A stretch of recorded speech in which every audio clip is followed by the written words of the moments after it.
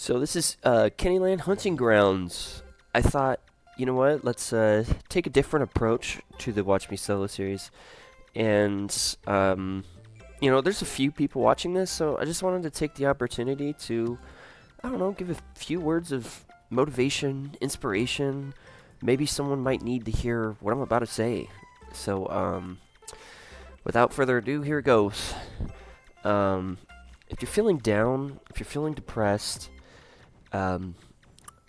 to what I found out, at least in my perspective of it, is the fact that you are depressed because you recognize what's making you depressed, and there's something you have control over in terms of that, but you're not doing anything about it.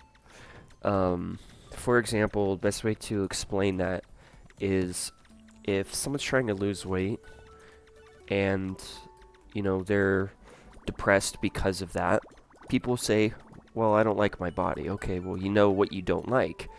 I feel like everyone can acknowledge what they don't like. So instead of trying to think of what is making me depressed, which could be an advanced question for most people, you could ask yourself, what do I not like about myself? And it makes the answer a lot easier, or the question a lot easier to answer. So when you're sitting there thinking about what you don't like about yourself, ask yourself a second question per thing, which is, okay, I don't like my weight. Okay, what can I do about it? And figure out what you can do about it. The hardest part is starting. However, I feel like a lot of people don't actually bring up the fact that when you find out the answers that you don't like about yourself and you don't do anything about it, you already have established a foundation under your feet that you know what's making you depressed because it's something you don't like.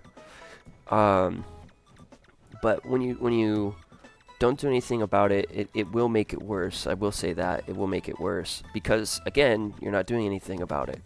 So, try to instead, right, like a lot of people who are depressed are very self-inflictive. They're very, I deserve to not eat. I deserve to not treat myself. I deserve to not have a good birthday or etc., etc. I deserve to hurt myself, all this stuff.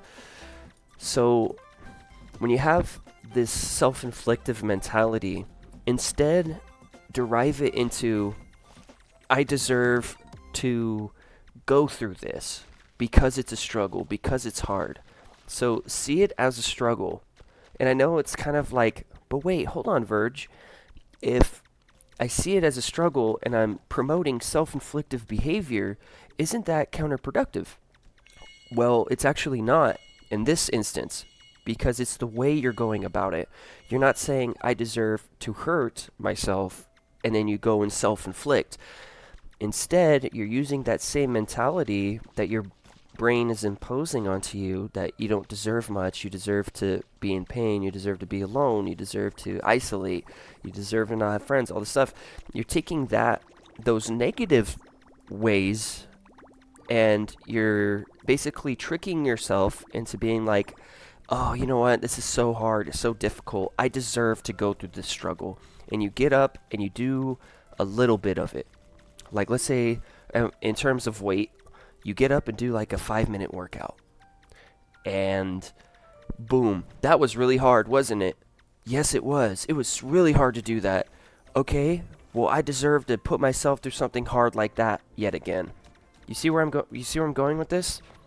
So instead of being a really big form of self-inflictive, you're actually being quote-unquote self-inflictive in a positive way. And this is where I believe a lot of fitness gurus and stuff misconstrue discipline. Because they're like, yeah, I'm a man and I have to, or yeah, I'm a chick, whatever. And they're like, and I got discipline. I wake up in the morning and I go and do it. Do I like it? No, but I do it because it has to get done. And you have to have that same mentality. Well, one mentality is not going to work for everyone else. Like, really, like I'll say that one more time. One mentality won't work for everyone else. So everything that I just said in the previous 5 minutes may not work for everyone else. But it's definitely going to work for someone out there. Probably a lot larger group of people. Because if you look at the mortality rates, which is what we'll call it, it's really high. Really prominent in men, not as prominent in women. But it's still a pretty high number on both ends of the spectrum there. And so I feel like if a lot of these individuals instead took the mentality of, like, you know what, I'm going to self-inflict a harsh regimen that I know is difficult, that I know I'm kind of dragging myself through, I feel like they would have had a lot more opportunity to see the potential of, you know, continuing to live life. Because it's like, once you start to do something that you know you're depressed about, you get a boost of confidence. It doesn't matter who you are, how depressed you are.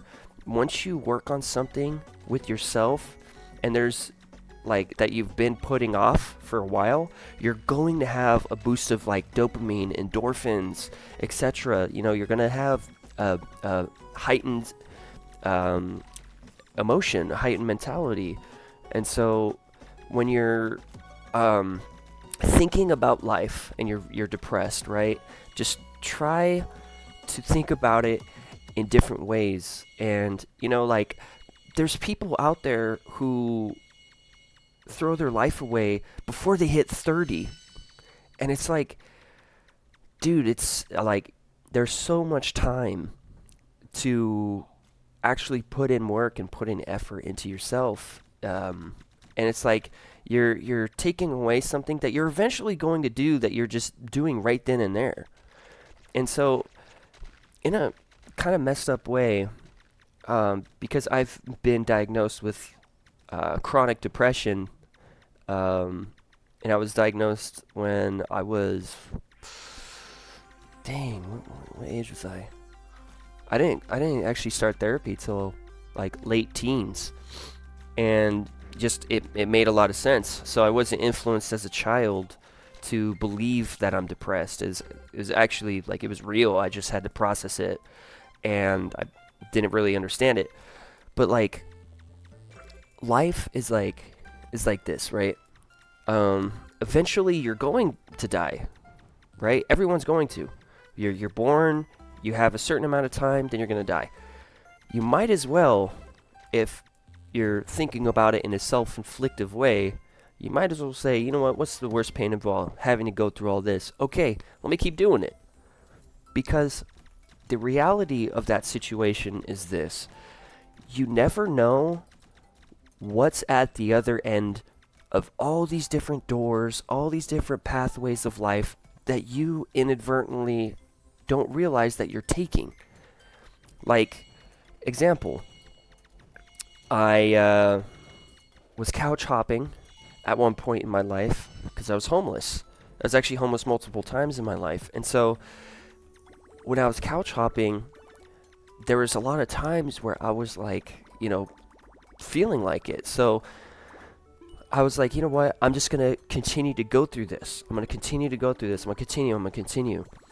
And lo and behold, I found an avenue that gave me a sense of purpose. And that's a big thing there, a sense of purpose. Because a lot of people who are depressed aren't actually doing much with their lives. They're just going to work, coming home, sleeping, waking up, going to work, coming home, sleeping. It's like, no wonder why you're depressed. Because that's all you're doing. You're not taking the time to, you know, write down on a sheet of paper or a document online, whatever, how much free time you actually have, and working out, okay, if I have how many hours of sleep best works for me? are you getting enough sleep? Because there's a lot of people out there who aren't getting enough sleep because they're like, oh, I sleep 4 hours a day, and that's enough for me. When in all reality, maybe it's 5 hours a day is enough for them. You know, maybe it's 7 hours. Maybe it's 8. Maybe it's even 10. Who knows? But these people are not actually sitting there taking the time to understand themselves. And that alone is also more potential to see a brighter light in life that a lot of people don't do. And instead they, go online, they see a bunch of people who are in shape, already have their stuff together, who already know about themselves, who have already went through that process.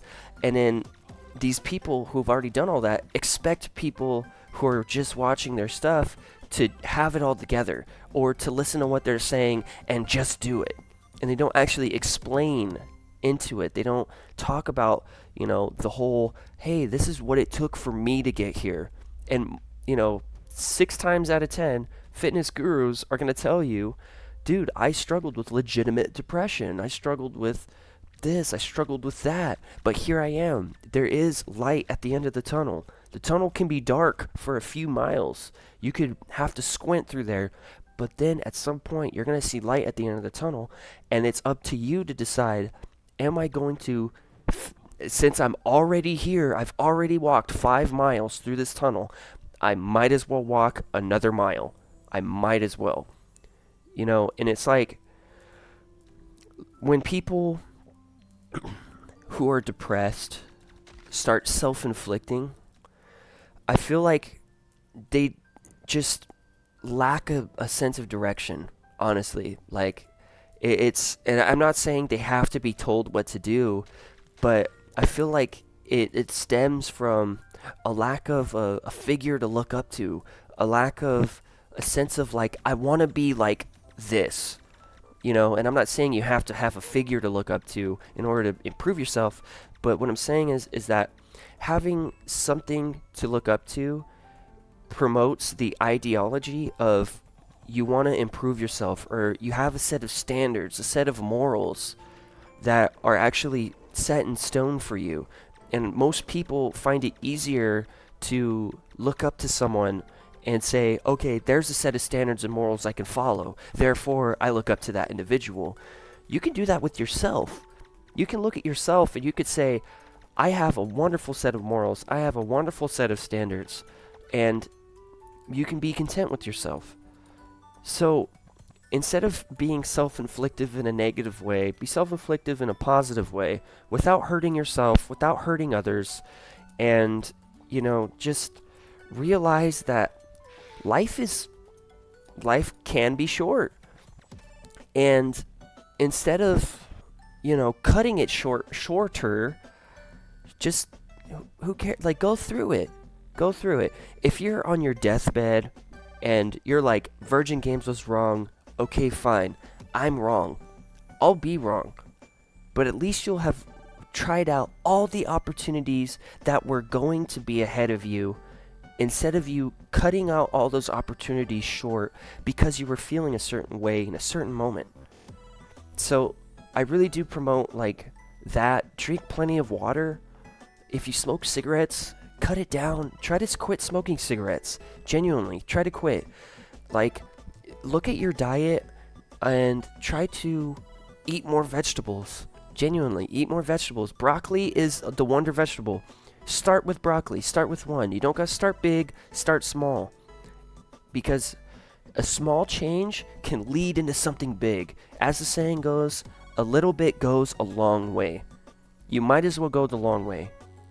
You might as well continue to push. You might as well give yourself every opportunity that will be available to you. I promise you won't regret it.